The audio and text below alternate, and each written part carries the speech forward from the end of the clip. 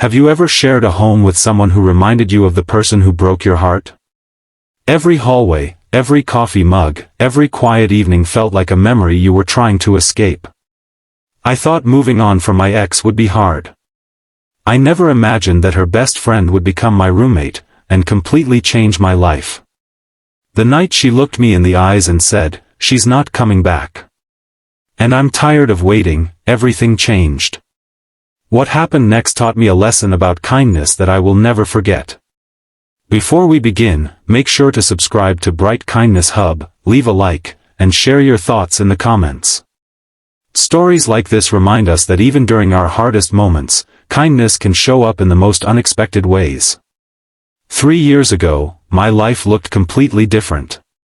I was engaged to a woman named Emily. We had plans, dreams, and a future mapped out together. At least, that's what I thought. Then one afternoon, she left. There was no dramatic argument.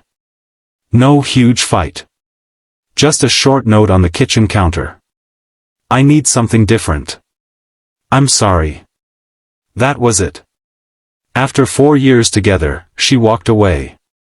The months that followed felt like living in a fog. I went to work, came home, and spent most evenings staring at the television without really watching anything. Friends invited me out, but I usually declined. I convinced myself that being alone was easier. Then one rainy Saturday, I got a phone call. It was Sarah. Sarah had been Emily's best friend for years. We had always gotten along, but after the breakup, we barely spoke. "Can I ask you something?" she said. "Sure." My apartment lease ended unexpectedly. I need a place to stay for a few months. I know this is weird, but would you consider having a roommate? I almost said no. The idea sounded terrible. Living with my ex's best friend felt like a constant reminder of everything I had lost. But something in her voice sounded desperate. So I agreed. The first few weeks were awkward. Very awkward.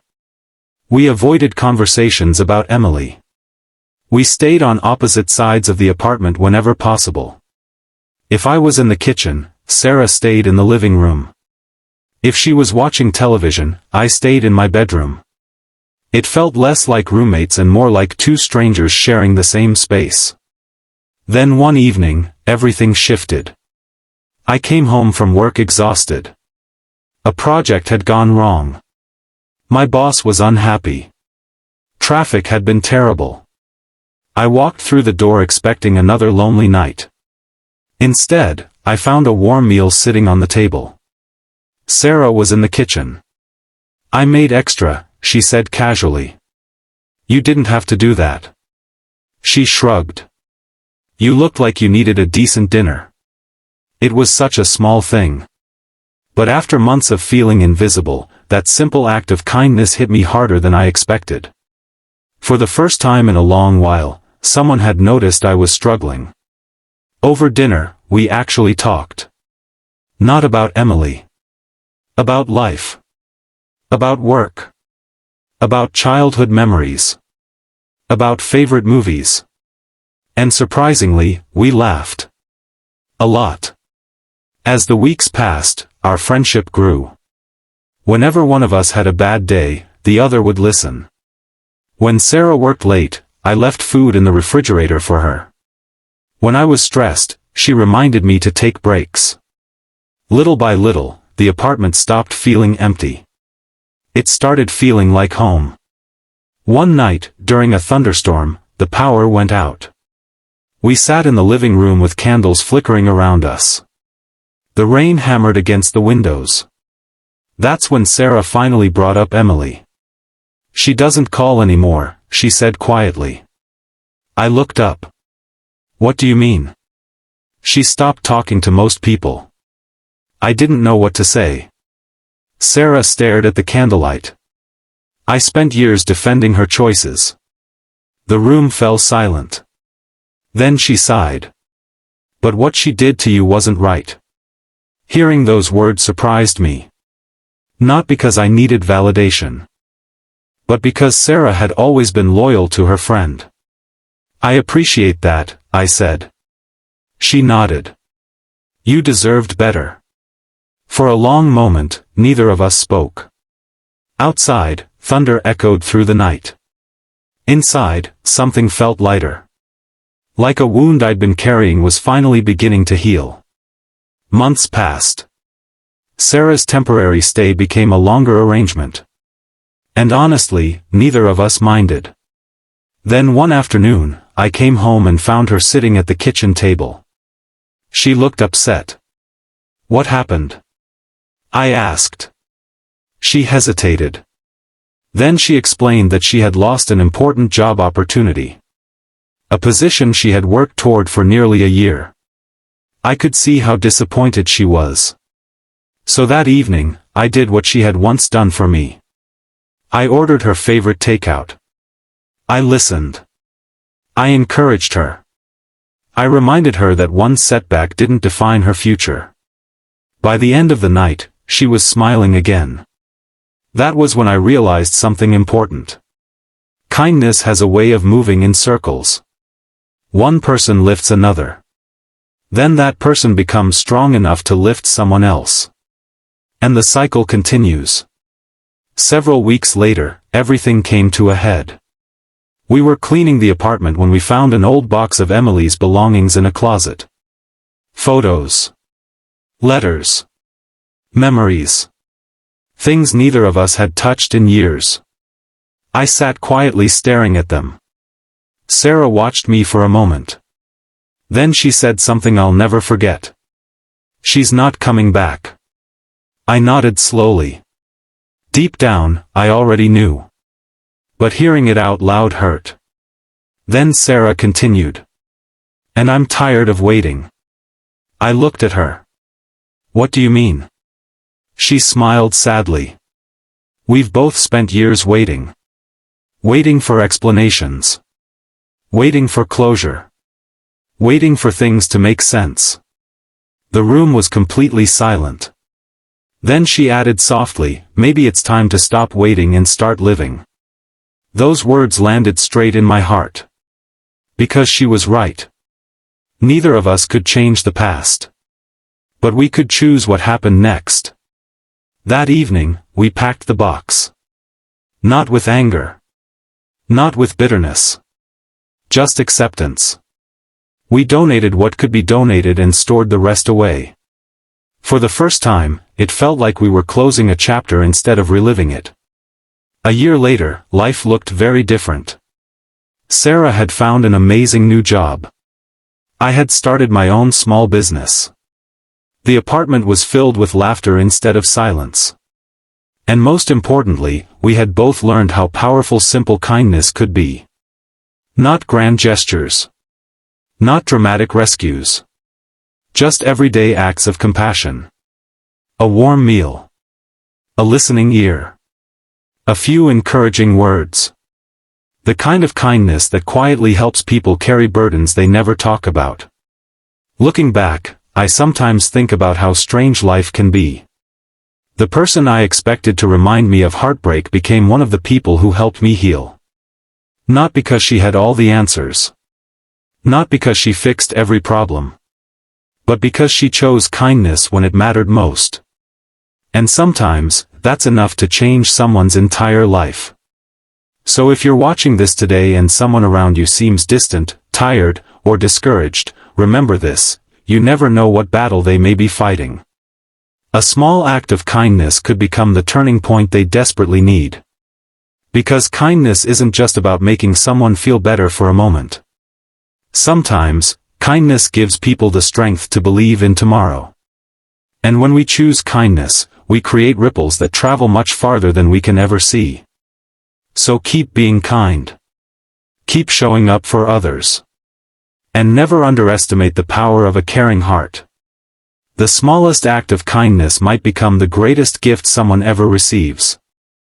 The next morning, I woke up to the smell of coffee. For a second, I forgot where I was. Then I heard Sarah humming softly in the kitchen. It was strange how normal everything felt now. A year earlier, I could barely look at her without thinking about Emily. Now, She was simply Sarah, my closest friend. I walked into the kitchen and found 2 mugs waiting on the table. "Big day?" she asked. I nodded. My small business was meeting with a potential investor that afternoon. It was the biggest opportunity one had ever received.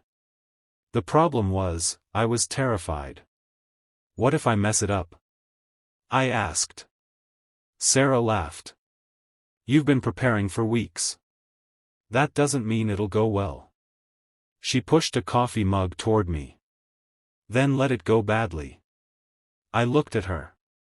What? If it goes badly, you'll survive. If it goes well, great. Either way, you'll still be here tomorrow. I couldn't help smiling. That was Sarah. Whenever I got trapped in my own fears, she had a way of making things seem simple. The meeting went better than I expected. Much better. When I called Sarah afterward, she screamed so loudly into the phone that I had to pull it away from my ear. That night, we celebrated with pizza and cheap ice cream. For the first time in years, life felt exciting again. But life has a funny way of testing people when things finally start going well. A few months later, Sarah received a phone call. I knew something was wrong the moment I saw her face. She sat down slowly. Her hands were shaking. What happened? I asked. For several seconds, she couldn't speak. Then she whispered, "It's my dad." Her father had suffered a serious stroke. The doctors weren't sure how much recovery would be possible. The next few weeks were incredibly difficult. Sarah spent every spare moment at the hospital. She barely slept. She barely ate. Some nights she came home exhausted and simply sat in silence. I remembered all the times she had helped me through my own struggles. Now it was my turn. I cooked meals. I handled chores around the apartment. Whenever she needed to talk, I listened. Whenever she needed silence, I respected it.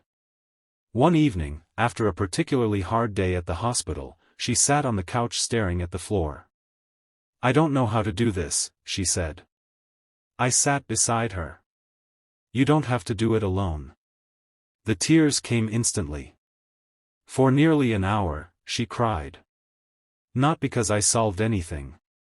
Not because I had answers. Just because somebody was there. Sometimes kindness isn't fixing a problem. Sometimes it's simply staying when everyone else leaves. Months passed. Slowly, her father began improving. Recovery was difficult, but he was making progress. One afternoon, Sarah invited me to visit him. I was nervous. I'd never met him before. But when we entered his hospital room, he smiled. "So you're the roommate," he said. I laughed. "That's me." He looked at Sarah. Then back at me. "I've heard a lot about you." The way he smiled made me suspicious. Sarah immediately rolled her eyes. "Dad, don't." "Don't what?" he asked innocently. I suddenly understood exactly where this was going. The entire room burst into laughter.